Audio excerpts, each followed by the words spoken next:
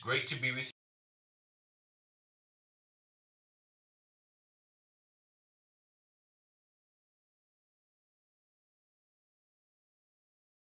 Is good to us, and we are grateful for His grace, for His love, and for His mercies. His mercies and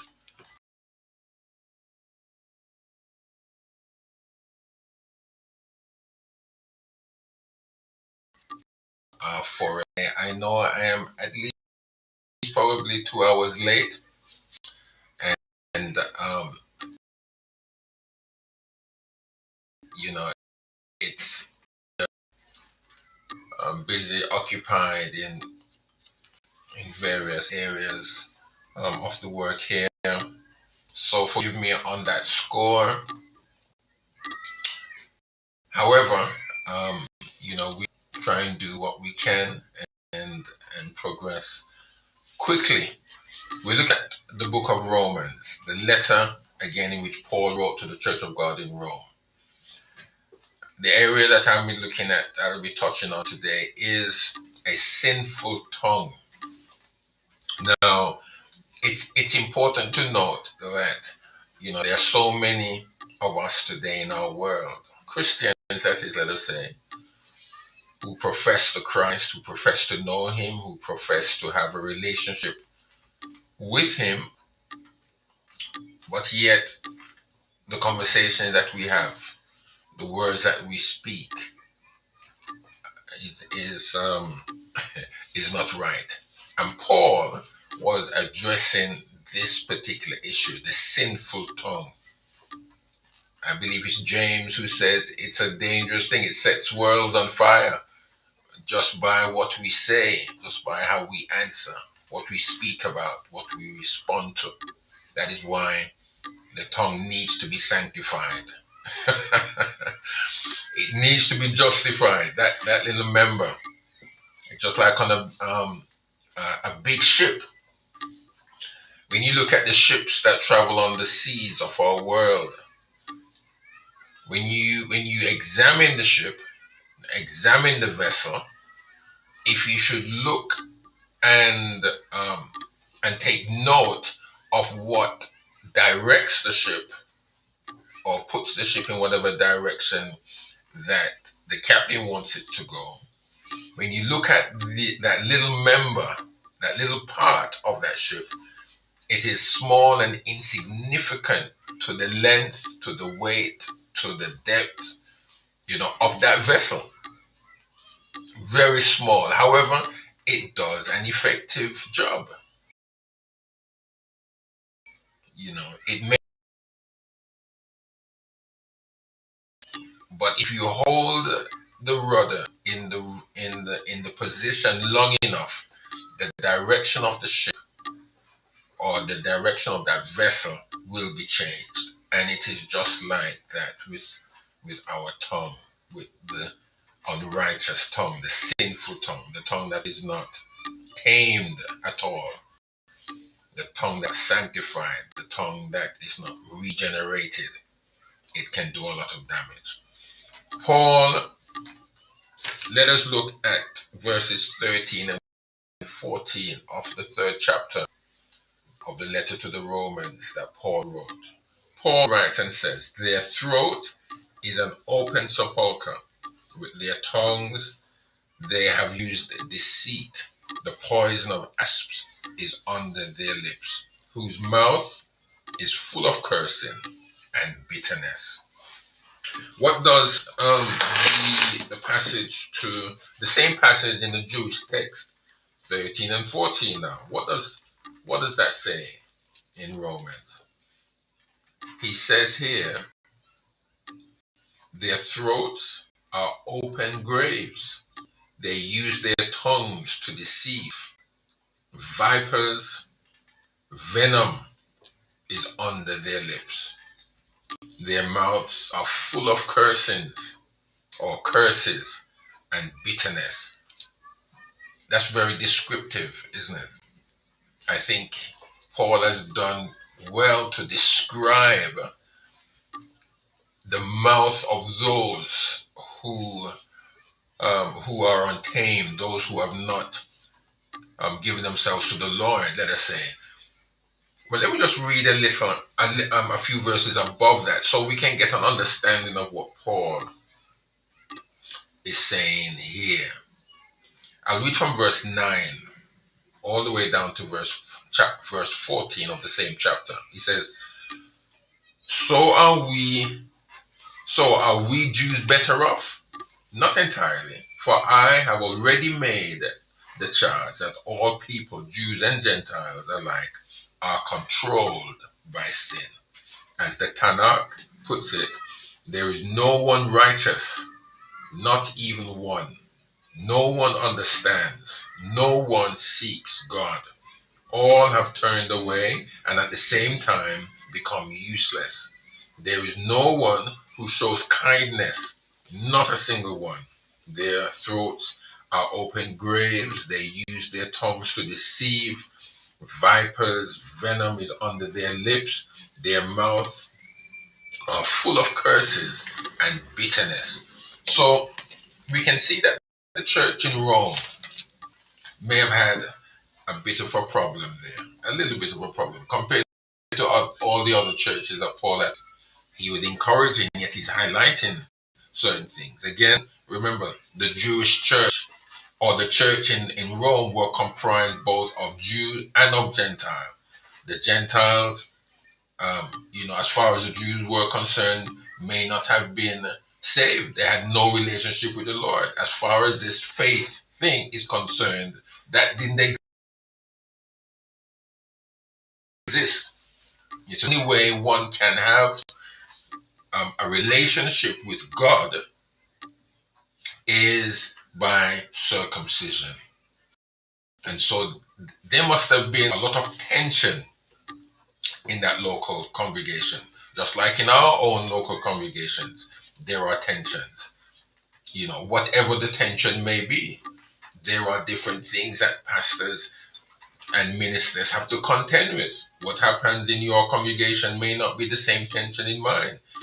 Obviously, whatever contention may have been happening or tension may have been happening in the Church of God in Rome, it was not the same thing in Corinth. It again was not the same thing in Galatia, at least the four churches in Galatia or in Thessalonica. Yeah, but however, Paul had to address it. Sin is the same thing, sin is sin. And in whatever guise it comes in, we have to deal with it. You have to deal with the sin. You have to deal with the unrighteousness. And in this sense, Paul had to address, it would seem, the tension that he was either informed of, or the tension that he may have felt. The Lord may have placed it on his heart, to assess, to know what that tension was, and to address that tension. Remember, Paul had not yet been to the city of Rome. He had not yet been to the Church of God in Rome. He was probably hearing a lot of what was happening. And let me remind you again, as we need to, that just like the Church of God in Rome, just like every other church in our city, in your city, whether again it is part of your organization,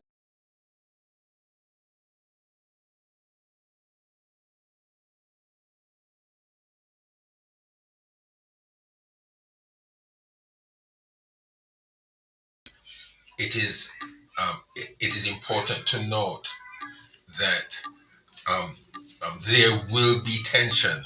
There is going to be tension, and apart from that, those churches have gifts. They are blessed above measure. Why? Because Jesus Christ, who is the focal point in these missions, in these fellowships, in these churches, he is the one that supplies the need. Remember that. And in his opening statement to the Church of God in Rome, he says the whole world has heard of the faith that they have in operation there. So that local church was blessed. That local church, it would seem that God was there. But in amongst of all of that, there are elements, there will be elements amongst us that we have to address. There will be elements that we have to attend to. And in this particular case, they never had the problems of fornication and adultery as it was in Corinth. They didn't have a problem when it comes to the Lord's Supper, it would seem. They never had a problem as it was in Corinth. They never had a problem with the division um, of speaking of tongues, of prophesying, and all of these things. They never had that. It wouldn't seem that way anyway. Let's say that, because Paul is not addressing that there as he did in Corinth.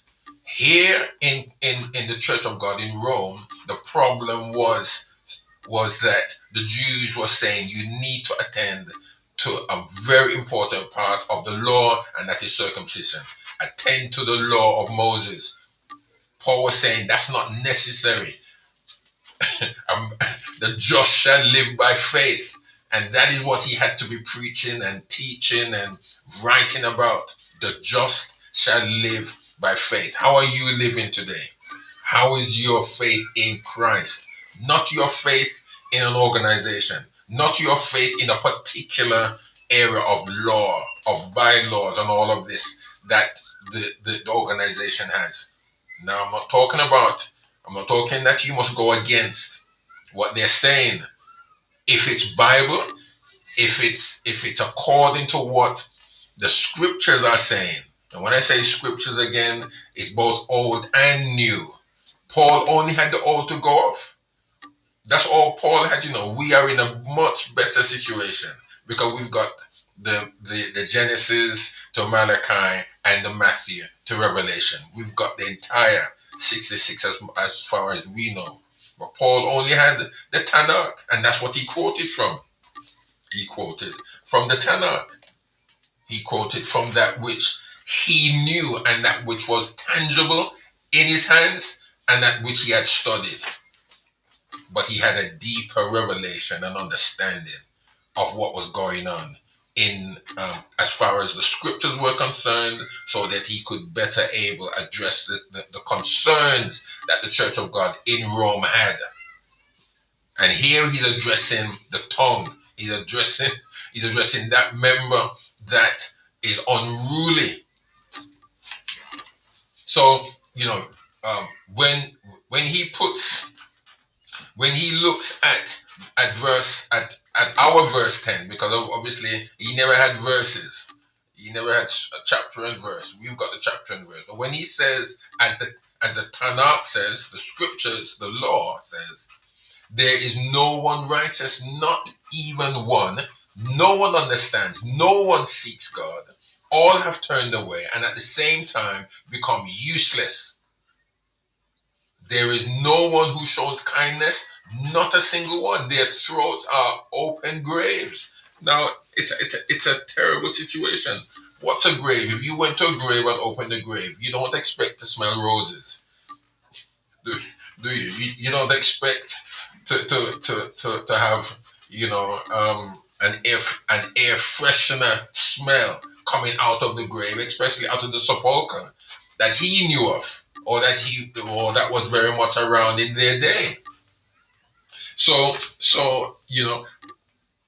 it's a terrible situation when you open a grave or when somebody opens their mouth and all that comes out is foul and corrupt. Yes, their throat is an open grave, open sepulcher. An open grave is foul. It is a symbol of corruption. Terrible. And it's in the church. Well, it seems to have been in the Church of God in Rome. And what about our local churches? What about your church?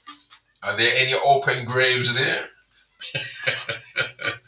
Huh? Obscene or obscenity is just, I'll give you an account. I was with a friend of mine. Well, I had formed an alliance with a friend, a work colleague, and we were out and around this particular day. And we were talking, and our conversation went on to the Lord, and we spoke about how good the Lord is, and He has provided for us, He has kept us, He has allowed us to see this day and this time. This is about 3, 4 years back, and I'm thinking he's not a member of our congregation or of our church. However, he professed to go to church. He was an African, and he spoke so highly, as we all know. He spoke so highly of the Lord and his relationship with the Lord. So I was quite comfortable with him. I didn't suspect anything at all. However, this one day I met up with him and we were somewhere, and somebody must have rubbed him the wrong way. And my brothers and my sisters, my walk, my walk with him, not only probably did he probably notice me pull back in my physical walk as I walked with him naturally. Now I'm saying we were walking together. Not only probably did he notice I kind of pulled back a bit because I was so surprised, but spiritually my walk with him went even further back probably. But he just, when he opened his mouth, it was just unbelievable. I couldn't. Um, that 1 plus 1 just didn't equal 2. It just did not equal 2 at all. And I couldn't understand. It just blew my mind because somebody rubbed him the wrong way, and foul, obscene, polluted, filthy, detestable, profane, dishonorable, offensive language. It wasn't directed at me, no, but it was directed to someone, about someone. You see, my friends, we have to be so careful.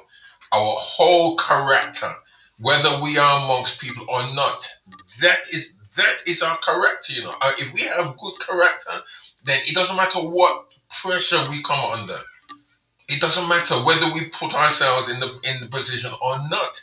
Whatever, when we are squeezed, my goodness, some things come out of us that we just didn't know. But if we know who we are and whose we are, my friend, that when we come under some pressure, when we are rubbed, rubbed, not rubbed as to be taken or taken something, but when we are pressed out of measure, rubbed, when somebody wants to bruise us, I'm talking about, you know, we have to be able to possess our souls. My goodness, I was so surprised. An obscene mouth may range from off-colored humor to dirty jokes, immoral suggestions to outright propositions. No matter, a man with a foul mouth stinks just like an open sepulchre. It's terrible, and that should not be, as Paul said in one letter, that should not be named amongst us. That should not be a part of us. And that's where I believe we need to go back to God. A sinful tongue is deceitful. It's deceitful. Verse 13 says, their throat is an open sepulchre. With their tongues they have used deceit. They have used deceit. The Greek says they make smooth their tongue. A deceitful person has a false tongue, a lying tongue, a treacherous tongue, a flattering tongue. Have you ever met men like that, women, people like that across the board, whether they're saved or unsaved, and they think they profess to be Christ or Christ-like? If they profess to be children of the Most High, again, we are citizens of the Most High God, the citizens of heaven, and an ambassador, when he goes to represent his country, if he goes into another country and begins to flatter or begins to be obscene, or obscenity just flows from them, they will be withdrawn because they are not good examples of that country, of that government, of, let's say, the president or king or queen of the jurisdiction in which they're coming from. Whether the king, queen, or president curses like that, they don't expect the ambassador to go out and to represent them in such way and fashion. No, no. And I believe, my friend, because our God, whether publicly or privately, our God is not obscene, then we, my friends, we should not be obscene in our language, whether it is public or private, whether we are by ourselves or with somebody else. Remember, whatever the tongue gives to some extent, that's part of the character. Because if we are free to speak in that way, then what is that saying about us? What's that saying about you as an individual? What is that saying even also about the relationship we have with God? Everything, my friends, is connected. Nothing stands in isolation of anything else. Everything is together. Everything binds as one. And so therefore we have to be careful. A sinful tongue is a piercing and poisonous viper. Oh my goodness. There it says the poison of asps is under their lips. If a viper bite you, you can't, that venom, when that venom gets into you, you're dead. Many men, many women, many, I am sure, even boys and girls, children, wherever their poisonous snakes are in whatever country, when they've been bitten, they have died. If there isn't an antidote for that bite, if there's not an antidote for that venom, how much more so with human beings? We bite one another. I'm not talking about the physical bite. Anytime we see people biting, something mentally is wrong with them. But the words that we use, the adjectives that we use, the the tongue, my friends, is a dangerous thing, and we need to examine ourselves. We need to.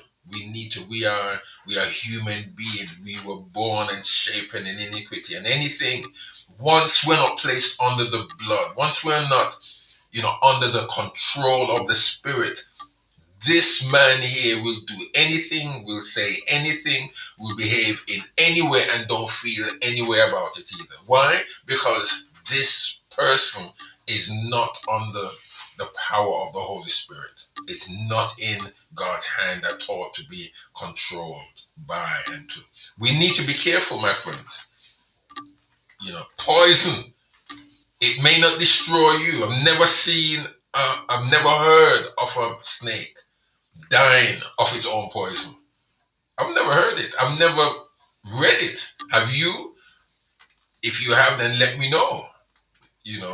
Tell me what snake it is, and I will read that up for myself. No snake, no animal that has poison, that's part of its makeup, dies from its own poison. And the poison that you have under your tongue, my friend, it may not kill you. You may not even know you have it. But when you open your mouth to deceive, when you open your mouth to speak smoothly, when you open your mouth to be beguiling and treacherous, look at what the devil did with Eve and with Adam. He beguiled them. It didn't destroy him, let's say, per se, but it destroyed the very life of man. It killed man. Man began at that point to die. Why? Because the venom. Hallelujah. Don't be tricked. Don't be beguiled. Don't believe that a smooth talking individual is sweet and is, oh my goodness. A sinful tongue is full of cursing and bitterness. Verse 14 says, whose mouth is full of cursing and bitterness. We see that in operation, and Paul was just highlighting that to the church of God in Rome. That's all he was doing. He was just letting them know that these men, they were people probably in their midst, or or in the world or amongst them. Because he himself, listen, whatever he was writing to the Church of God in Rome about, it wasn't that Paul did not experience these things himself. Remember, the things that we preach, the things that you preach, the things that you teach, um, they are not separate and apart from you per se. They're not separate and apart from us unless, as you're delivering, God gives a word of wisdom or inspires you to begin to say some things that you never planned, let's say, to say.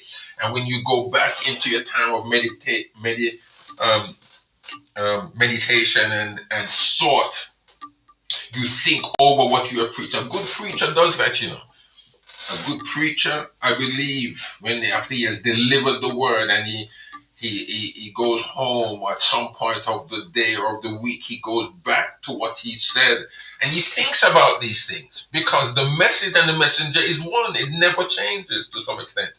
Or if it's separate from me, then I'm a hypocrite, because we all preach and teach and give counsel by the things we have experienced and the things that we've seen.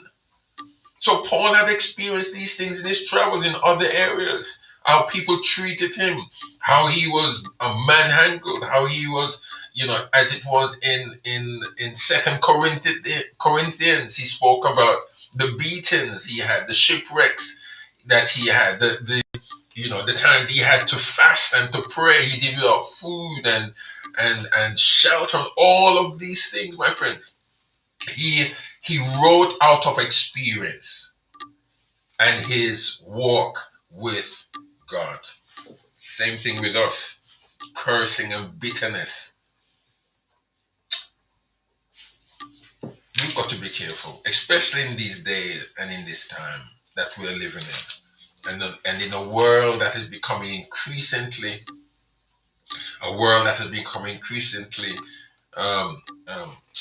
bitter, increasingly wicked, increasingly unrighteous in every way, shape, and form.